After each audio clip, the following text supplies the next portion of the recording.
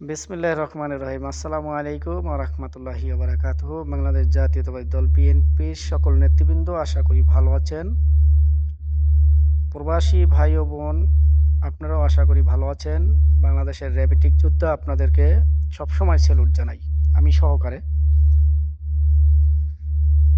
তো আসলে প্রথমেই বলতে হবে আমরা প্রবাসী কামলা সবসময় কামলাই থাকবো। আমাদেরকে কেউ এই পর্যন্ত মূল্যায়ন করে নাই এবং এই ক্রাটিক্যাল গভর্নমেন্ট সে দীর্ঘদিন প্রবাসে থাইকা সেও আমাদেরকে মূল্যায়ন করে নাই। তবে ইনশাআল্লাহ বাংলাদেশ জাতীয়তাবাদী দল বিএনপির যদি সরকার গঠন করে হয়তো ইনশাআল্লাহ প্রবাসীদেরকে মূল্যায়ন করবে। এটা আমাদের চিরবিশ্বাস। তো এই বিশ্বাস রেখেই আমি আরেকটি ভিডিও নিয়ে আসলাম। সেটা হলো যে আপনারা জানেন বাংলাদেশ জাতীয়তাবাদী দল বিএনপি ডিসেম্বরের ভিতরে একটি সুষ্ঠু নির্বাচন চাইতেছে। আমরাও চাই বাংলাদেশ জাতীয়তাবাদী দল বিএনপির সৈনিক হিসেবে আমরাও চাই বাংলাদেশ যেন অরাজকতা না থাকে, কোনো লুটপাট না থাকে, কোনো চাঁদাবাজি না থাকে। এই কারণে ডিসেম্বরের ভিতরে একটি নির্বাচন অনুষ্ঠিত করার জন্য আমরাও চাই। তবে এটা আপনারা জানেন বাংলাদেশের প্রধান উপদেষ্টা অধ্যাপক ডক্টর ইউনূস সাহেব বলছে আমরা ডিসেম্বরের ভিতরে নির্বাচন দেব এবং নির্বাচন কমিশনও বলছে আমরা ডিসেম্বরের ভিতর নির্বাচন দেব। সেনাপ্রধানও বলছে আমরা ডিসেম্বরের ভিতরে নির্বাচন দেব। এটা নতুন দল এনসিপি এর দুজন সমন্বয়ক এবং বর্তমান ওই দলের দুজন নেতা আপনারা জানেন সেনাবাহিনীর ক্যাম্পে তাদেরকে ডাকছিল সেনানিবাসে। হয়তো তাদের ভিতরে কোনো ভাগবানোয়াটে সমস্যা হয়ে গেছে বিধায় তারা বাহিরে এসে বলতেছে সেনাপ্রধান এইরকম প্রধান উপদেষ্টা এইরকম। আসলে এটা না, আমি যেটা মনে করি তারা চাচ্ছে সেনাপ্রধান তাদের কথা শুনুক এবং প্রধান উপদেষ্টা তাদের কথা মতো চলুক। আসলে ভাই প্রধান উপদেষ্টা একজন নিরপেক্ষ মানুষ এবং তাকে নিরপেক্ষই থাকতে হবে।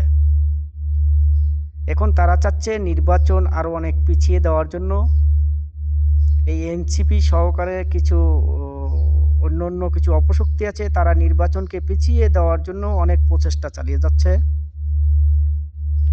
তবে আমি মনে করি বাংলাদেশে নির্বাচন যদি পিছিয়ে যায় তো বাংলাদেশের অরাজকতা আরও বাড়বে, বাংলাদেশে চাঁদাবাজি আরও বাড়বে, খুন খারাপি আরও বাড়বে। এই কারণেই প্রধান উপদেষ্টা অধ্যাপক ডক্টর ইউনূস সাহেবের কাছে আমরা আবেদন জানাবো ডিসেম্বরের ভিতরে অবশ্যই আপনাকে নির্বাচন দিতে হবে। কোনো একটি দল বলে বিএনপি কেন নির্বাচন চায়। ভাই বিএনপি নির্বাচনের জন্যই এতদিন যুদ্ধ করছে। বিএনপি গণতন্ত্র ফিরিয়ে আনার জন্য যুদ্ধ করছে, বিএনপি বাংলাদেশের ভোটাধিকার ফিরিয়ে দেওয়ার জন্য যুদ্ধ করছে। তো বিএনপি অবশ্যই নির্বাচন চাইবে। তো আপনাদের কি প্রবলেম? নির্বাচন যদি কাল হয়, বিএনপি যদি পাস না করে ওকে, সমস্যা কি? আপনারা পাস করবেন, ওকে, ধন্যবাদ। তো নির্বাচন চাওয়ার তো অপরাধ না। অপরাধ নির্বাচন পিছিয়ে নেওয়ার জন্য, বাংলাদেশে যে আরও অনেকের মা বোনের কোল খালি হবে এইটা বিএনপি কখনো চায় না, এইটাই আপনারা চাইতেছেন। বাংলাদেশে চাঁদাবাজি বাড়বে এইটাই আপনারা চাচ্ছেন, চাঁদাবাজিকে পুনর্বহাল করবেন এইটাই আপনারা চাচ্ছেন। বাংলাদেশ জাতীয়তাবাদী দল বিএনপি তো এটা কখনো হতে দিবে না। বাংলাদেশ জাতীয়তাবাদী দল বিএনপি সবসময় জনগণের পাশে ছিল, থাকবে, সবসময় ইসলামের পক্ষে ছিল, থাকবে, সবসময় গণতন্ত্রের পক্ষে ছিল, থাকবে। এবং বাংলাদেশে ডিসেম্বরের ভিতরে ইনশাআল্লাহ একটি নির্বাচন হবে। সে নির্বাচনে যে কোনো ব্যক্তি পাশ করবে তাকেই ইনশাআল্লাহ আমরা মেনে নেব। তবে একটি